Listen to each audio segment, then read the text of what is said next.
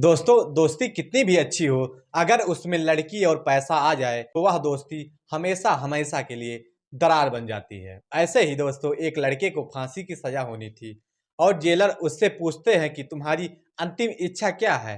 वह अपनी अंतिम इच्छा बता दीजिए, तुम्हारी हम हर इच्छा पूरी करेंगे। तो वह लड़का कहता है, हमारी अंतिम इच्छा एक है, अगर आप पूरी कर सकते हो तो कर दीजिए। वह कहते हैं कि हर किसी की अंतिम इच्छा पूरी होती है, तुम भी बताओ तुम्हारी अंतिम इच्छा क्या है। तब वह लड़का कहता है, एक रात मैं अपनी पत्नी के साथ बिताना चाहता हूँ, यही मेरी इच्छा है।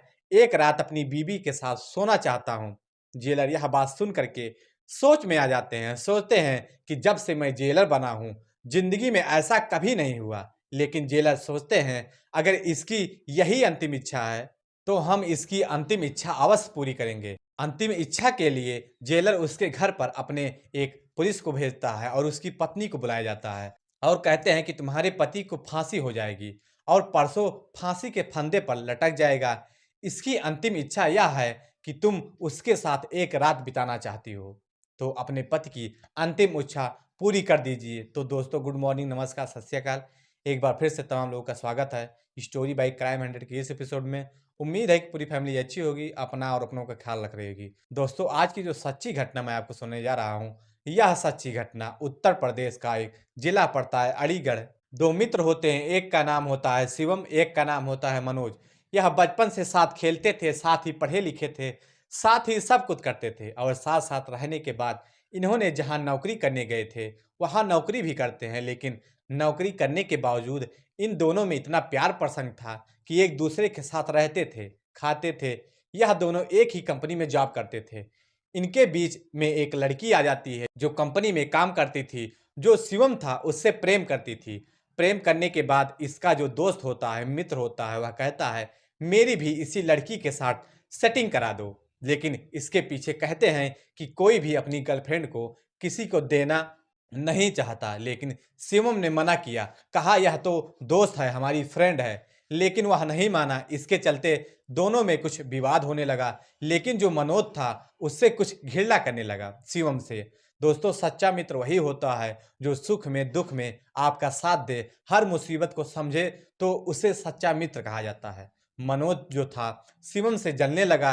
लड़की उसे बहुत प्रेम करती थी और उसके रूम पर आती जाती थी। एक दिन मौका पाकर उस लड़की के साथ कुछ ऐसा घिनौना कृत्य किया और घिनौना कृत्य करने के बाद उस लड़की को जब शिवम घर पर नहीं था तब उसके रूम पर उसे मार करके उसके बेड पर सुला दिया और उसके साथ घिनौना काम भी किया और मनोज वहां से फरार हो जाता है। फरार होने के बाद पुलिस वालों को वो फोन करता है कि इस घर में एक लड़की ऐसी स्थिति में पड़ी है और उसकी मृत्यु हो गई है। पुलिस को सूचना देता है तो पुलिस मौके पर पहुंच जाती है। शिवम अपनी ड्यूटी से आता है तो देखता है कि उस लड़की की डेड बॉडी उसके बेड पर पड़ी हुई है। पुलिस उसे पकड़ लेती है, उसे गिरफ्तार कर लेती है। गिरफ्तार करने के बाद उसे थाने ले जाती है। थाने ले जाकर के उससे पूछताछ करती है।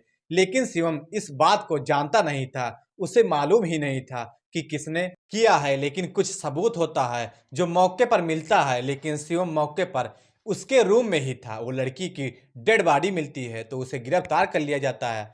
गिरफ्तार करने के बाद उसे कई धाराएं लगाई जाती हैं। धाराएं लगाने के बाद उसे जेल में डाल दिया जाता है।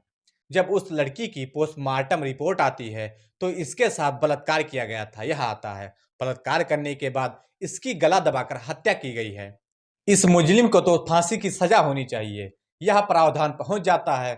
नतीजा यह होता है कि कुछ समय तक उस शिवम को जेल में रखा जाता है। रखने के बाद सब लोग आते जाते हैं मिलने के लिए। लेकिन शिवम इस बात से अनजान था कि इसकी हत्या किसने की है। उधर केस चलने के बाद उसकी फांसी की सजा आ जाती है। 2 दिन बाकी रहते हैं, तब जेलर साहब जो होते हैं उसके पास आकर पूछते हैं कि ये बताइए कि आपका अंतिम इच्छा क्या है, आप क्या देखना चाहते हो, क्या खाना चाहते हो, या किसी से मिलना चाहते हो, या करना क्या चाहते हो। तो शिवम कहता है कि सर हमारी इच्छा तो एक है, अगर आप पूरी कर सकते हो तो हमें बता दीजिए। जेलर कहते हैं हाँ, यहाँ पर सबकी अंतिम इच्छा पूरी होती है, आप भी बताइए क्या चाहते हैं। शिवम कहता है कि मैं एक रात अपनी बीवी के साथ, अपनी पत्नी के साथ बिताना चाहता हूँ। अपनी बीवी के साथ ही इसी जेल के अंदर रहना चाहता हूँ, मेरी पत्नी को बुलवा दीजिए। दोस्तों, जेलर जब ये बात सुनते हैं तो अचंभित हो पड़ते हैं कि आज हमें लगभग 25 साल हो गए जेलर बने, लेकिन आज तक ऐसा कोई सवाल नहीं आया और ना ही किसी ने ये अंतिम इच्छा जाहिर की थी। लेकिन फिर भी कहे चलो ठीक है, इसकी अंतिम इच्छा पूरी करते हैं। तब उसकी पत्नी को बुलाया जाता है कि तुम्हारा पति अंतिम इच्छा के लिए तड़प रहा है और तुम्हारे साथ एक रात बिताना चाहता है। जेलर ने उसके घर पर नौकर को भेजा और शिवम की पत्नी जब जेल में पहुंच जाती है तो जेल में उसके पति को बताया जाता है कि तुम्हारी पत्नी जेल के अंदर आ चुकी है। उसकी पत्नी को उसी दो रूम में कर दिया जाता है।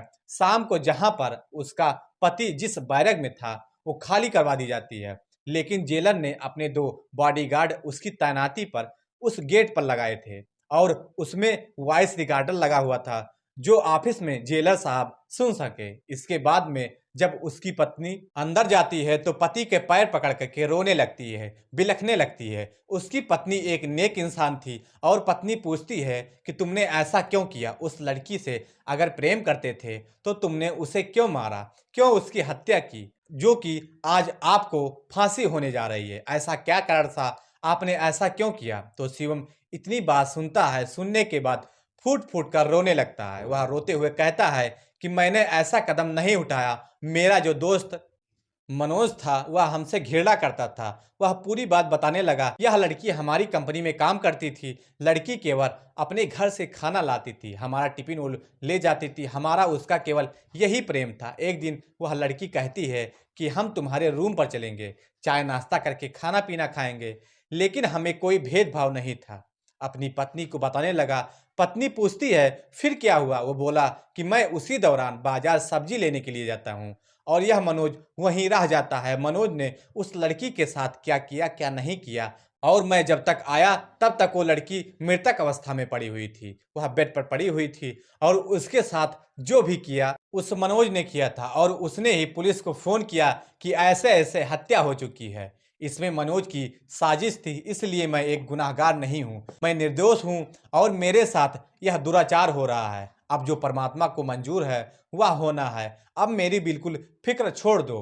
अपने जो दोनों बेटे हैं, दोनों बेटों की परवरिश करना, क्योंकि भारत का कानून अंधा है। लिखा हुआ होता है कि कानून अंधा होता है और जहां तक कि लोग सबूत मांगते हैं, सबूत के तौर पर मैं दोषी हूं, इसलिए मुझे फांसी की सजा होनी है। मैंने ऐसा कुछ नहीं किया। अगर कोई कहे कि गीता पर हाथ रख करके मेरी अंतिम आत्मा को पूछा जाए तो मैंने हत्या बिल्कुल भी नहीं की है, मुझे बेवजह फंसाया गया है। इतना कह करके वह फूट फूट कर रोने लगता है और उसकी चीख पुकार सुन करके जो बाहर पहरेदार दो खड़े हुए थे द्वार पर, वो भी रोने लगते हैं। जेलर उस आवाज को सुनते हैं तो वह ऑफिस में बैठे हुए थे, उनका स्टाफ जो होता है वह भी रोने लगता है। सब लोग उसकी बात पर मंथन करते हैं। पति पत्नी पूरी रात दोनों रोते रहते हैं और इसी बात के चलते चलते सुबह सिलसिला शुरू होता है। सुबह सब लोग जगते हैं, देखते हैं, सब लोग मंथन करते हैं। जेलर साहब कहते हैं कि इसे किसी भी प्रकार से बचाया जाए, क्योंकि हकीकत में निर्दोष है। आज इसने जो कहा है वह सच्चाई है।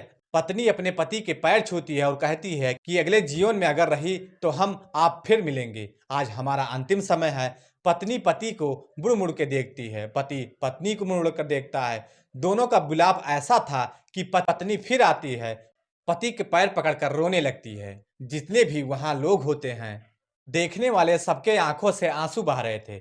उसी समय जेलर साहब आते हैं, जेलर साहब भी रोने लगते हैं और इस बात को सुन करके उस ऑडियो को वायरल किया जाता है। सब लोग सुनते हैं तो उसके बाद पत्नी चली जाती है। सब लोग मंथन करते हैं। तीसरे दिन उसे फांसी होनी थी, लेकिन सुबह जजमेंट यह होता है कि यह निर्दोष है। फांसी तो दूसरे लड़के को होनी चाहिए, क्योंकि उस लड़की को उसने ही मारा था, उसके साथ उसने ही बलात्कार किया था, उसे लगाई जाए तो शिवम को बरी किया जाता है। उसके घर पर सूचना पहुंचती है कि तुम्हारा पति बरी हो चुका है, तो उसकी पत्नी का खुशी का ठिकाना ही नहीं रहता। इसके बदले जो मनोज नाम का लड़का होता है उसे अरेस्ट किया जाता है, इसके बदले में उसे फांसी लगा दी जाती है। दोस्तों कहते हैं अगर किसी के साथ बुरा करोगे तुम्हारे साथ भी बुरा होगा, किसी के साथ भला करोगे तो तुम्हारे साथ भी भला होगा। तो दोस्तों इस कहानी को सुनाने का उद्देश्य किसी को परेशान करना नहीं था, किसी का दिल दुखाना नहीं था, हालांकि आप लोगों को जागरूक करना था, आप लोगों को सचेत करना था। तो दोस्तों कहानी कैसी लगी कमेंट सेक्शन में जरूर बताएं। अगर चैनल पर नए हैं तो चैनल को सब्सक्राइब करें, शेयर करें और ज़्यादा से ज़्यादा लाइक करें, ताकि हमें मोटिवेशन मिलता रहे। तब तक के लिए जय हिंद, जय भारत।